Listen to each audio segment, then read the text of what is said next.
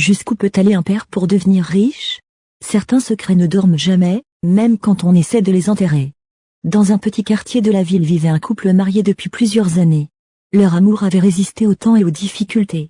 L'homme, Ibrahima, travaillait comme homme de ménage dans une grande entreprise.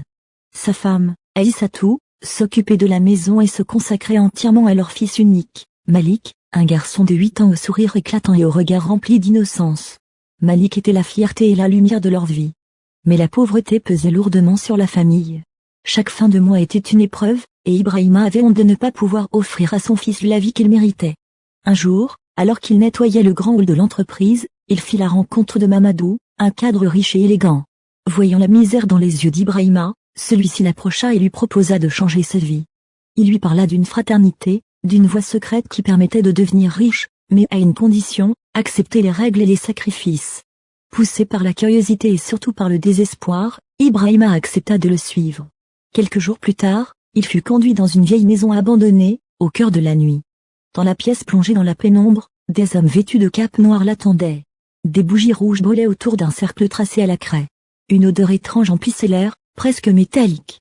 Le chef du groupe s'avança et dit d'une voix grave. « Rien n'est gratuit ici. La richesse s'achète avec le sang. Si tu veux la prospérité, tu dois sacrifier ce que tu as de plus cher. » Ibrahima sentit son cœur se serrer. Le chef reprit. « Apporte-nous ton fils. Son sang ouvrira la porte de ton destin. » Ces mots résonnèrent dans sa tête comme un coup de tonnerre. Il pensa à Malik, à son rire, à son innocence. Pendant des jours, il lutta intérieurement, hésitant entre l'amour d'un père et l'ambition d'un homme.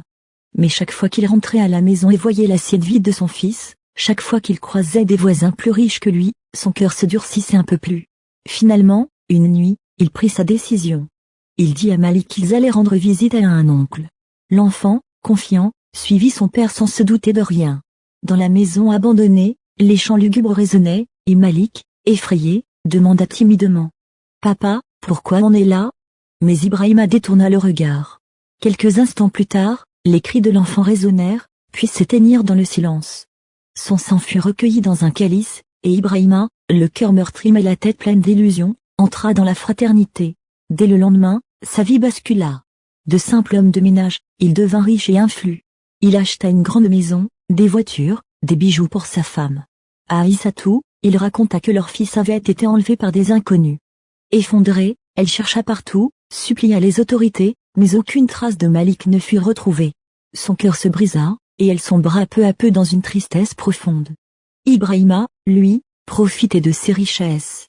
Mais ce qu'il ignorait, c'est que le prix qu'il avait payé n'allait pas le laisser en paix. La nuit, il commença à entendre des bruits de pas dans la maison. Parfois, il croyait voir la silhouette d'un enfant courir dans les couloirs. Dans sa chambre, les jets de Malik réapparaissaient mystérieusement. Un soir, assis dans son bureau, il entendit une petite voix douce l'appeler. « Papa !» Il se retourna brusquement, mais il n'y avait rien, seulement son reflet dans la vitre. Terrifié, il se mit à parler seul, croyant s'adresser à son fils invisible. Aïssatou, dévastée par la perte de Malik, remarquait de plus en plus le comportement étrange de son mari et s'éloigna de lui. Les mois passèrent. Un soir, lors d'une fête organisée dans leur villa, Ibrahima, ivre de champagne, perdit le contrôle. Devant ses invités et sa femme, il éclata de rire avant de crier. « Vous croyez que ma richesse est tombée du ciel? J'ai payé le prix. J'ai donné mon fils. Son sang m'a rendu riche, et maintenant il me hante. » Un silence glacial s'abattit. Les invités, horrifiés, quittèrent les lieux.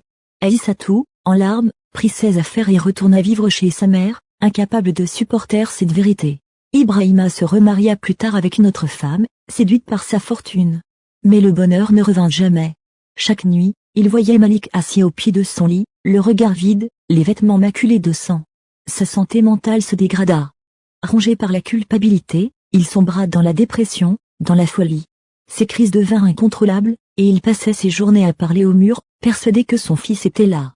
Dans le quartier, on raconte encore l'histoire de cet homme qui avait tout sacrifié pour la richesse et qui perdit finalement ce qu'il avait de plus précieux, son enfant, son épouse, sa paix et sa raison.